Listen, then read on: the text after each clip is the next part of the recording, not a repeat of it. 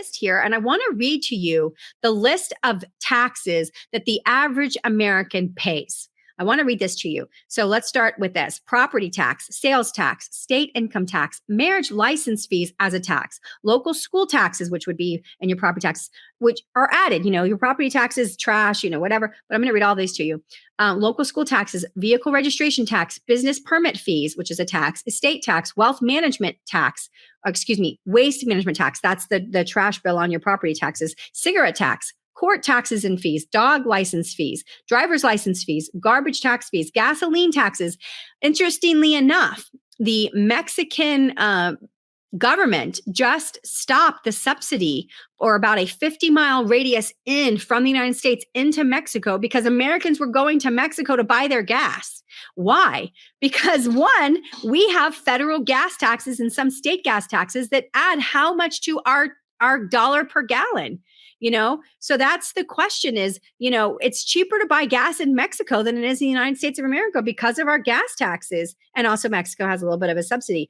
Gun ownership fees and taxes, gift taxes, Social Security taxes, unemployment taxes, fishing license tax or fee, highway toll tax fee, hotel tax, hunting license tax fee, import taxes, health insurance taxes. There is a health insurance additional tax, inheritance tax, insect control tax. That's your pest control people, your inspection fees, IRS interest and penalty charges, library tax, license plate fees. The library is, of course, on your property taxes, liquor tax, luxury tax, Medicare tax, parking meter taxes, passport tax, biodiesel fuel tax, air transportation tax. If you've ever looked at the fees that go to the federal government from an airline ticket, print out your receipt and look at the taxes that the federal government is collecting, TSA, all that.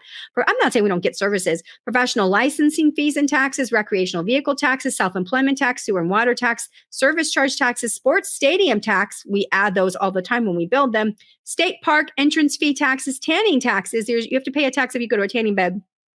911 service tax. I actually called 911 once when one of my children was choking on a liquid vitamin. I was a really new young mom and I freaked out and called 911. I had to pay $600 for the ride to the hospital and the emergency and the ambulance. I thought, I'm not going to do that again.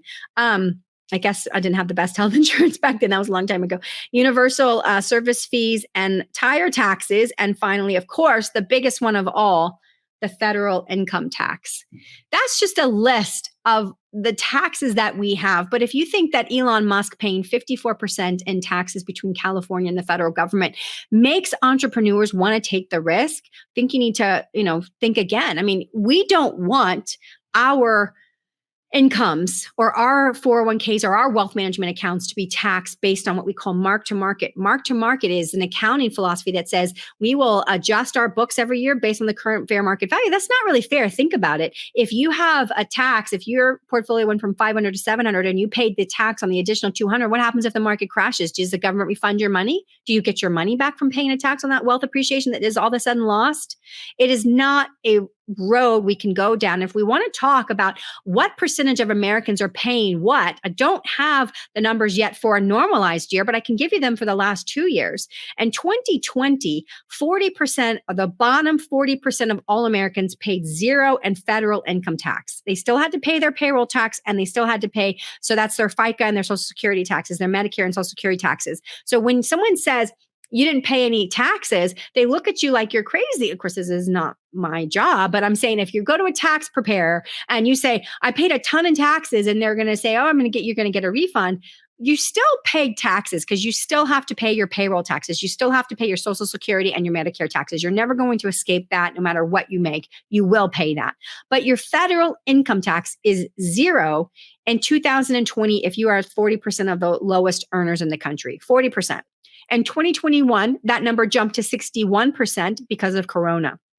So it was a temporary situation where we had a lot more people out of work on a very hopefully short-term basis. Everything's still not back to normal, which is why 2022 is not going to be a normal year. But the bottom line is we're at about a 40% normalized rate. And then we jumped up to 61% when the country goes through a lot of problems. And then we'll get to see what the normalized and leveled out is. But ask yourself a question. If we are somewhere between 40 and 60% or 50%, let's just say that about 50% of our country doesn't pay any federal income tax. How do we sustain our